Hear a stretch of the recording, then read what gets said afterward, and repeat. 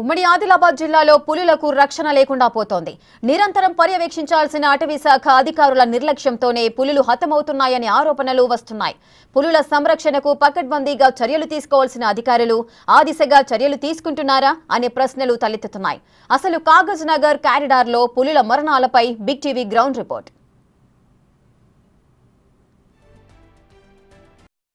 ఆసిఫాబాద్ జిల్లాలో వరుసగా పులుల మరణాల కారణమేంటి? అధికారుల నిర్లక్ష్యమా, పర్యవేక్షణ లోపమా? గత 2 ఏళ్లలో 3 పులులు మరణించడానికి గల కారణాలేంటి? కవ్వాల్ టైగర్ జోన్లో సౌకర్యాలు ఉన్నప్పటికీ పులులు రావటం లేదు. కానీ కాగజ్ నగర్లో సహజసిద్ధంగా కారిడార్ ఏర్పడడంతో పులులు రాకపోకలు సాగిస్తుంటాయి. ఆ పులులను కాపాడడంలో అధికారులు నిర్లక్ష్యం వహిస్తున్నారా? అసలు కొమరంభీం ఆసిఫాబాద్ జిల్లాలో పులుల మరణాలపై బిగ్ టీవీ గ్రౌండ్ రిపోర్ట్. 2 ఏళ్లలో ఆసిఫాబాద్ జిల్లా కాగజ్ నగర్ డివిజన్లో 3 పులులు హతమవడం హాట్ టాపిక్ గా మారింది. తెలంగాణలో పులుల సంఖ్య ఏటా పెరుగుతుందని అటవీ శాఖ అధికారులు చెబుతున్నారు. కానీ దానికి అనుగుణంగా సంరక్షణ చర్యలు చేపట్టడంలో మాత్రం అధికారులు ఫెయిల్ అవుతున్నారనే ఆరోపణలు వినిపిస్తున్నాయి. నిరంతరం మానిటరింగ్ చేయడంలో అధికారుల వైఫల్యం ఉందా? అందుకే వేటగాళ్లకు బలవుతున్నాయనే విమర్శలు వస్తున్నాయా?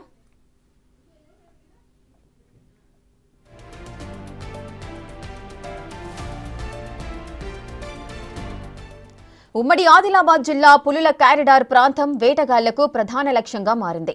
2016లో తెలంగాణలో పులుల మరణాలు 25% పెరిగాయని, ఇవి ప్రధానంగా వేటగాళ్ల ఉచ్చులు, విద్యుత్ షాకుల కారణంగా మృతి చెందుతున్నట్లు సమాచారం.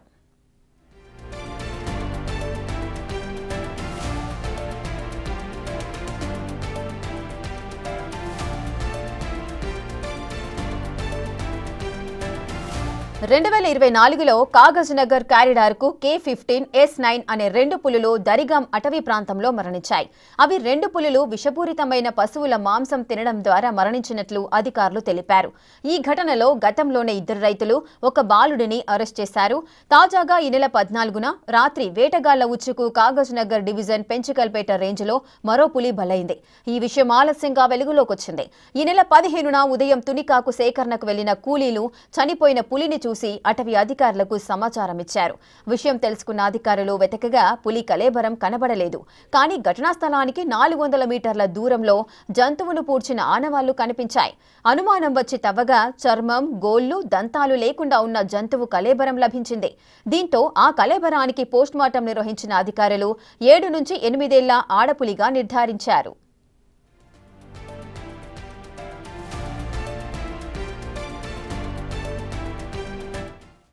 ప్రోటోకాల్ ఊర్లోంచి సార్ ఊర్లు ఒక పులి ఇట్లాగా పోయింది అని కూడా ఇన్ఫర్మేషన్ ఇస్తారు. సో ట్రాకర్స్ అక్కడ వెళ్ళి అక్కడ పగ్మార్క్ ఏదైనా ఉందా అని నోట్ చేసుకుంటారు. ఇది స్టాండర్డ్ ప్రాక్టీస్.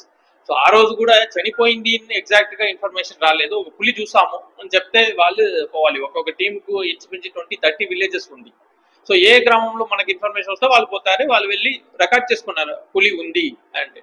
అట్లాగా వాళ్ళు సెర్చ్ చేస్తే అక్కడ దొరకలేదు కాబట్టి నైట్ ఫుల్ గా సెర్చ్ చేశారు. నెక్స్ట్ డే ఒక 3 o'clock ఐడెంటిఫై. ప్రైమరీ ఫేసి చూస్తే మా వాళ్ళు ఎగ్జాక్ట్ గా పని చేసి ఐడెంటిఫై చేశారు. సో ప్రైమరీ ఫేసి ఏమి ఎక్కడ నెగ్లిజెన్స్ ఉన్నలాగా కనపడలేదు. ప్రీవియస్ కేసులో నెగ్లిజెన్స్ క్లియర్ గా వచ్చింది, ఇక్కడ క్లియర్ గా లేదు. అనదర్ వన్ థింగ్, ఒకరు డెలిబరేట్ గా చంపేయాలి అని పోతే వాళ్ళు ఒక్కరే చూడడానికి not possible. Because periphery of forest it self more than 1000 kilometers ఉంది.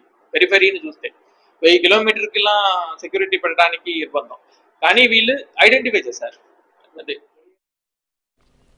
పులి గోళ్లకు, పండ్లకు మంచి డిమాండ్ ఉండటంతో వేటగాళ్లు పులులను హతమార్చుతున్నట్లు తెలుస్తోంది.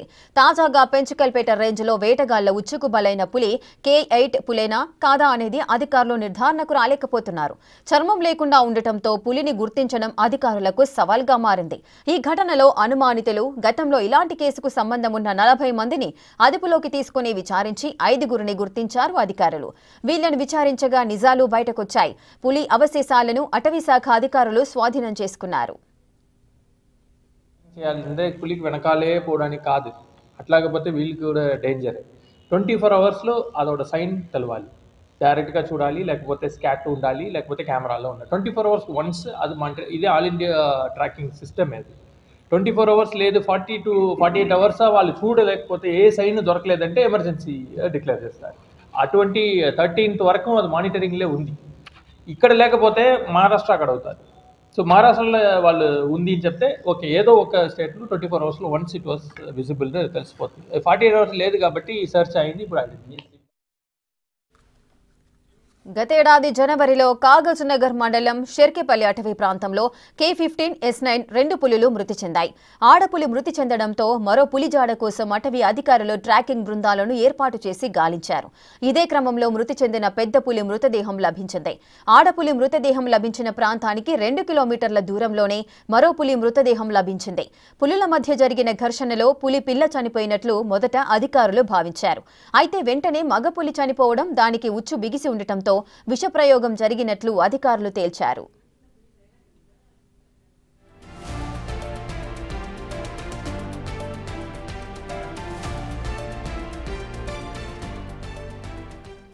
అయితే వేటగాళ్లను పట్టుకునేందుకు సమాచారాన్ని అందించే వారికి ప్రోత్సాహకాలు ఇవ్వడానికి ప్రభుత్వం సీక్రెట్ సర్వీస్ ఫండ్ ఏర్పాటు చేసింది. ఈ ఫండ్కు 4 కోట్లు కేటాయించింది. పులులను వేటగాళ్ల బారి నుంచి కాపాడుకోలేకపోవడం అధికారుల వైఫల్యమేననే విమర్శలు వస్తున్నాయి. పులుల కదలికలను ట్రాక్ చేయడానికి అటవీ శాఖ కెమెరా ట్రాప్లను సైతం ఉపయోగిస్తోంది. అయినా లోపం ఎక్కడుందో తెలియదు కానీ పులులు మాత్రం వేటగాళ్ల ఉచ్చులకు బలవుతున్నాయి. ఆదిలాబాద్ జిల్లాలో పులుల మరణాలకు సంబంధించి అధికారుల నిర్లక్ష్యమే కారణమా? నిర్లక్ష్యమే కారణమైతే ఏ శాఖ అధికారుల నిర్లక్ష్యం అనాలి?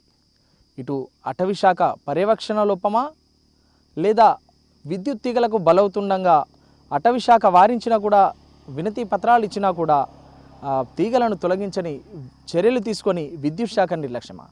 అసలు పులి బలవ్వడానికి కారణాలు ఏంటి అనేది ఇంకా సమగ్రంగా విచారణలో వెలుగు చూడాల్సిన అవసరం ఉంది. అయితే వేటగాళ్ల ఉచ్చులకు తరచుగా బలవుతున్నటువంటి పులులకు సంబంధించి కఠినంగా మరిన్ని